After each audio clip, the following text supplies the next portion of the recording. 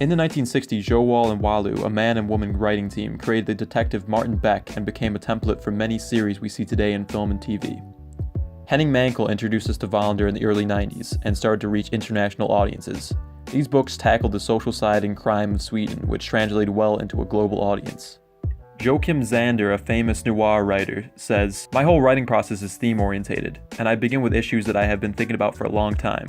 In his book The Swimmer, he tackles the theme of the War on Terror and the West's contradictory relationship with the Middle East. And in his book Believer, he talks about European societies changing as a consequence of immigration over the past few decades. Nordic noirs have a very distinct feel to them. They're very somber and melancholy, and often tackle dark subject matter. They tend to have a very gray color palette and dark tone and feel. With subject matter such as serial killers, corrupt officials, and moody detectives, the grim aesthetics give off an appropriate tone. Readers feel a fascination for what we might call Nordic melancholy, concocted from winter darkness, cold weather, and isolated landscapes. Rural settings are a popular setting for a Nordic noir, such as Broadchurch and Hinterland, but the genre also thrives in big cities in shows such as Luther.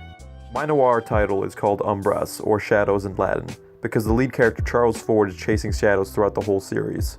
He's had a tough upbringing as a child, and there will be flashbacks to his life throughout the series, giving Charles some background. He's now a heavy drinker and picks up girls at bars, but can't seem to hold a relationship without messing it up. It almost seems as he can't help it. He's divorced and he has kids, but his ex-wife hates him because he cheated on her, but the kids don't know it yet.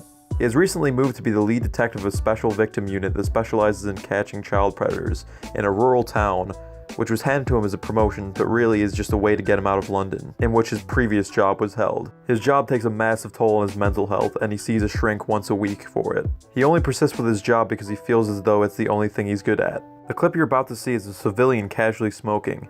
He hears a noise and finds a victim that's recently been dumped in a public alleyway, with a VHS tape close by to the body, as we'll find out after the intro sequence. The actual title sequence is overlaid by VHS static and found footage, which will be later on shown in the VHS tapes.